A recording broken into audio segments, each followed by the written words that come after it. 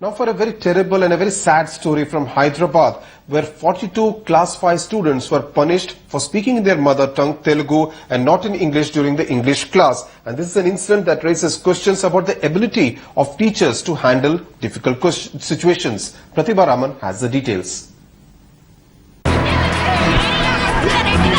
Like any other day, on Tuesday, these class 5 students at the Don Bosco school in Hyderabad were waiting for their English teacher to take class after the lunch break.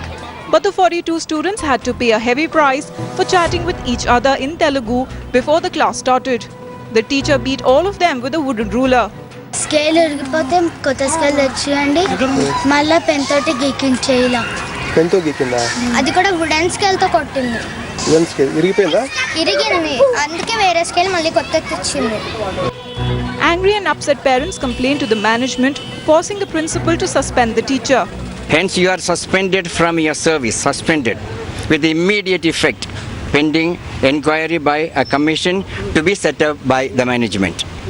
The management will take the final decision regarding the action to be taken based on the recommendations of the aforementioned commission.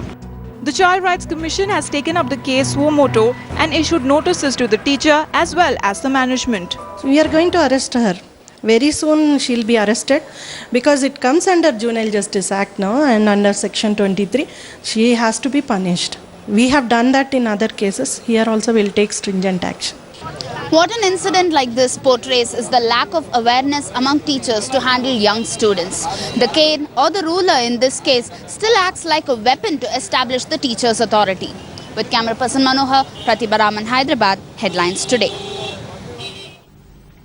Joining me now from Secunderabad is Isidore Phillips, child rights activist. Mr. Phillips, beating an entire class of 42 is no joke. Is it because we do not take violence against children very seriously?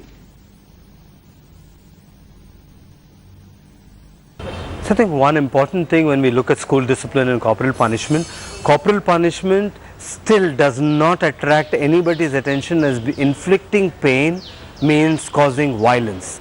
Be it teachers, be it parents, both of them believe that beating a child is necessary and they are actually doing it to ensure that some message can be taught to children and the children can be disciplined.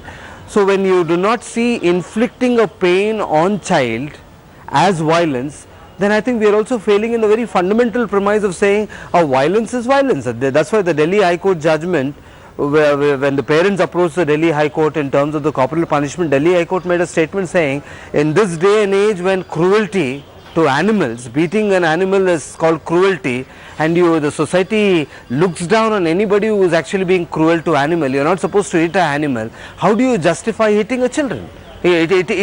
Because hitting a child tantamounts to violence. Mr. Phillips, is it also because teachers are not trained to tackle behavioral aberrations among the students, though that's not really the case in this particular story? I think one very important one is the attitudinal issue in terms of the society vis-a-vis violence, and you see it reflected also in terms of teacher as a professional.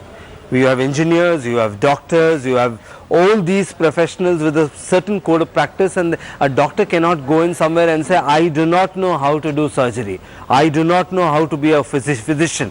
They are trained and they have to be that. But when it comes to teachers, the whole gap area is in terms of the teacher preparation. A teacher is trained to be able to address the needs of the children. A teacher is trained to ensure that the children are taught discipline. Taught discipline means positive methods of disciplining. Now most of the teachers that we work with, they tell you that they lack the skills, that they do not know how to handle behavioral issues in the classroom. So it also points out to a major gap that NCT and the government have not addressed in terms of teacher preparation. It's high time that we start relooking at the teacher preparation courses so that teachers can be prepared so that they'll be able to handle the children of today, because yesterday's solutions can't be used for today's problems.